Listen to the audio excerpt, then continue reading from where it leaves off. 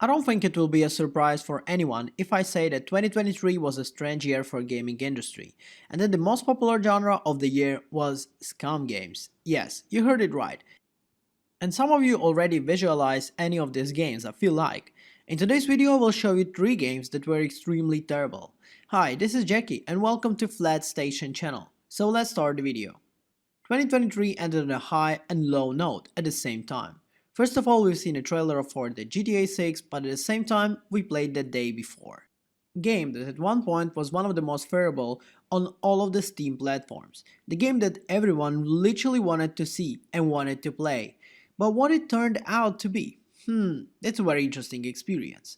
As some of you know, we all seen the trailers. We all were like, okay, this game looks stunning. Haters at that point said, oh, there is no way this is a real gameplay. This game will never come out. And it's a unique case where you can be wrong and right at the same time. Fantastic, who are developers of this game, have decided to prove haters wrong and they released the game. So everyone just ran to Steam as quickly as possible. Everyone wanted to be first on the server. Everyone wanted to start the first this experience of unique survival open world gaming like we've never seen before. The hype was real. To get on the server, you had to wait. Some had feeling that the GTA 6 will be out by the time they will join the server, as online count of players were around 50k at the same time. It was a huge success for Fantastic. But not many of us knew that their goal was not only to prove the haters wrong, but also to beat Cyberpunk's refund record. Yes, the game was a scam. No, not this scam, this one.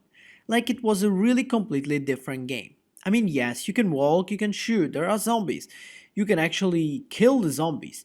You have the same locations as in the trailer, shopping mall is there, but the game is not an open world survival at all. It's something like a Tarkov or Division, which is basically an extraction shooter, where you just go on a mission rather than survive. You can't really review this game as it's really just a demo of what the public says.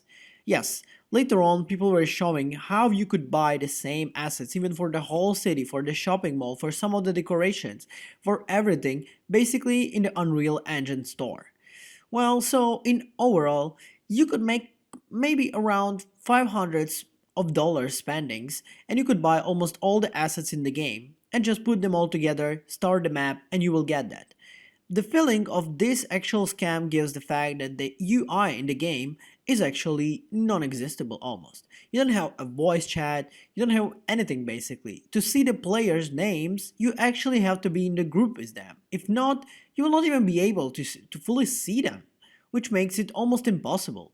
The crosshair is even different in this version, which is something really surprising. Well, of course, the graphics look not that bad, as Unreal Engine is stunning itself, that the game is just not it. Well, to add this all, Fantastic Studio have decided to close itself few days after the release. And we have to say thanks to Steam at this place, because basically they just said, okay, we're gonna refund everyone who bought this game. Which is fair enough, because even they knew that there is something wrong here. So overall, if we speak about the scam of the year, it is basically the day before, or as the people say online funny way, the day after. Second game we have a Redfall. As you've seen, we're probably not gonna speak about the small projects here, only the big ones, and the Redfall was promoted by Xbox Gaming Studios as one of their high hopes games of the year. Well, surprise for all of the Xbox owners, was on the first day, when you launch the game and it's running in 30 FPS. Wow, what a next gen experience for you guys. I'm just gonna hold my laugh at this point, basically even reading this, knowing that I'm gonna say it 100 times in this video. Yes, Redfall was a big disaster. To be fair, few seconds before explaining the reason why I don't really like the game, I have to say one thing, an honorable mention to Redfall in terms of the style and idea that was behind was in a way kinda unique. If you speak about the day before here, well, let's be honest, there is nothing unique. We just want to see this crazy good survival open world game, something like DayZ, but in like new reality, basically next gen, because DayZ is quite old and it was just in mod.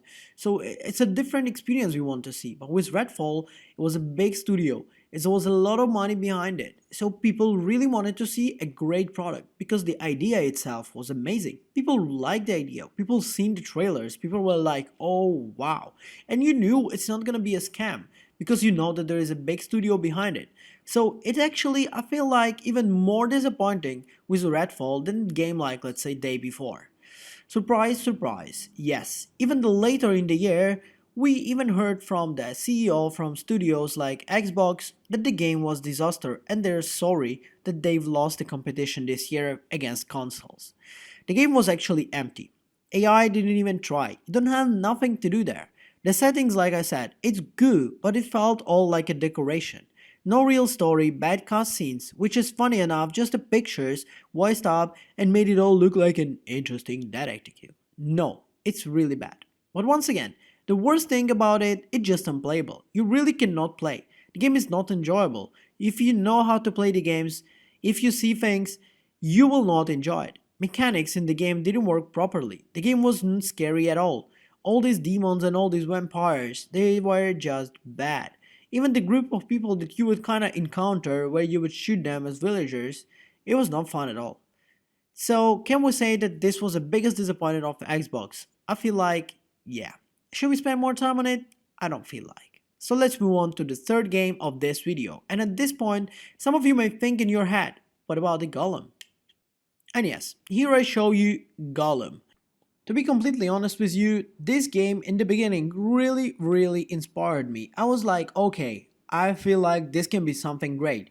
Because two reasons. The first one is that the universe of the World of Rings has not been really covered up in the recent years. We had the games in the past, but it's all PlayStation 2 era. We didn't have any big titles that were exciting in the modern next gen generation. And we are in 2023. In the end of the day, not now, but I mean that year. We were in 2023 and we could expect something really great. The second reason is obviously the Golem itself. It's a very interesting concept to create the game around a character that a lot of us know. Remember, it was an annoying character, but at the same time, it was really interesting to see what's on his side of the life. Well, to be honest, the game really disappointed. And I don't even speak about like the things that oh the storyline. Let's go to the basic level. Considering the project was marketed as a stealth game, it was really something interesting also. But once again, it was a disappointment. First of all, graphics. It was really bad. Starting from the most obvious, textures on the playable golem model. It's something that you cannot really understand why do you play games on PlayStation 5 with such graphics. Let's say it's the game was released in 2008 and it was a PlayStation 3 game, you would be like, okay, this is not bad.